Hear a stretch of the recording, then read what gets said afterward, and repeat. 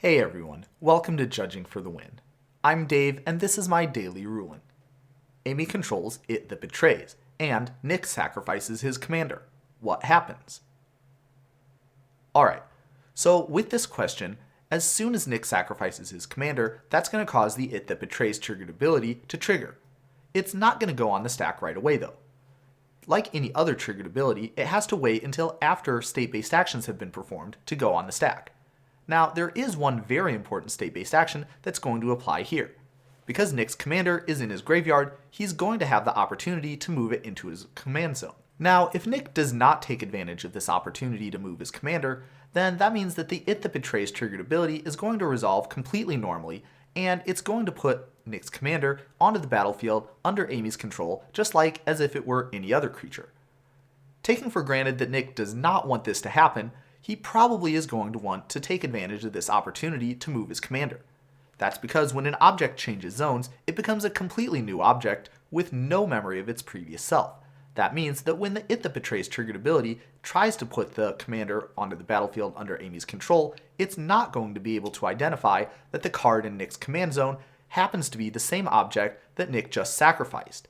Because the card changed zones, that's not going to be the same object, and that means that the It That Betrays triggered ability is going to do absolutely nothing when it resolves. So that's probably the way that Nick is going to want to do it.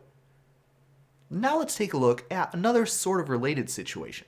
Let's say that Nick is sacrificing a normal grizzly bears, but he also has a rest in peace out.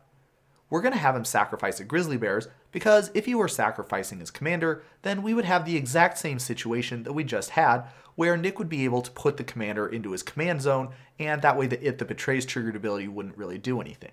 So let's see if this rest in peace situation is any different. When Nick sacrifices the grizzly bears this time, he's going to have this situation with the rest in peace where it exiles it instead of putting it into his graveyard. This is a replacement effect, so that means that the grizzly bears never actually goes to the graveyard, even for an instant. It just goes straight to the exile zone. Now, that's important because you might have noticed something a little bit unusual. I said before that when the creature moves from the graveyard to the command zone, that makes it into a completely new object with no memory of its previous self. But if that happens anytime an object changes zones, then wouldn't that also mean that when you sacrifice a creature and it goes to the graveyard, it should become a new object?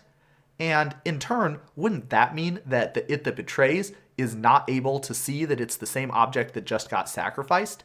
And you're right, that's exactly how it would work.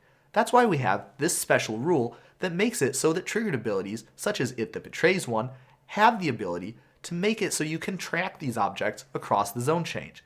And that's a good thing because if you were not able to track these objects across a zone change, there's not really a clear way how abilities like It That Betrays would be able to function at all. However, I want to pull some attention to a very important point in this rule that I've just brought up. Notice that you're only able to track the object into the first zone that it moves to. Once it moves to another zone after that, well, then you're not going to be able to track it anymore. In the situation where we had the commander, that's exactly what happened.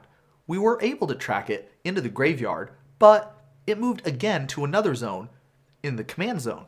And because it moved again to another zone, that means we are not able to track it a second time. Contrast that with what happens with this rest in peace example. When we sacrifice the grizzly bears, it doesn't go to the graveyard at all. It just goes straight to the exile zone.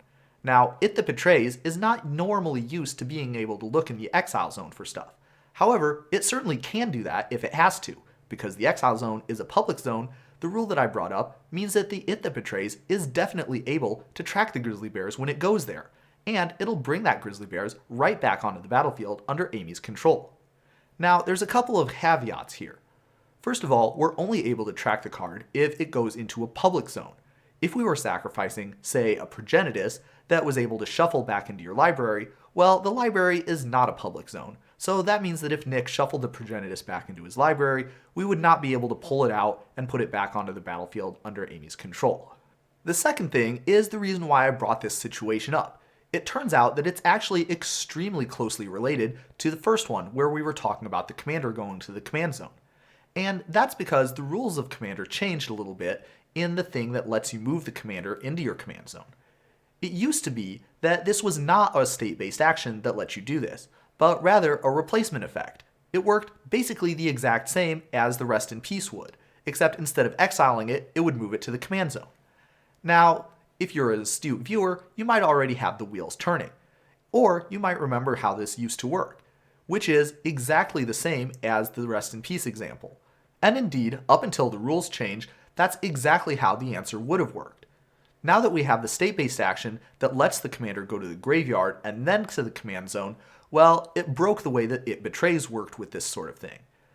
In case you're wondering, the reason why they changed the rules on this is so that triggered abilities that rely on the commander dying, such as something that says when this creature dies or when this gets put into your graveyard from play, those types of triggered abilities would not be able to work if you had a replacement effect that was moving the commander to your command zone. It's the same reason why you don't get any of those types of triggered abilities when there's a rest in peace out. The card never actually goes to the graveyard. That event gets replaced by something else. The way that things work now, though, is the commander does go to the graveyard and a state-based action takes it out of the graveyard and goes somewhere else. Because it did actually go to the graveyard, if only for a split second, those types of triggered abilities do see their trigger event happening and they will trigger accordingly. Alright, so now that we've got a good handle on both of those situations, let's take one more challenge question to test your understanding. Let's say that we still have Amy with It That Betrays, and Nick's still sacrificing his grizzly bears. This time though, he doesn't have a rest in peace. He has a Planar Void. What would happen now?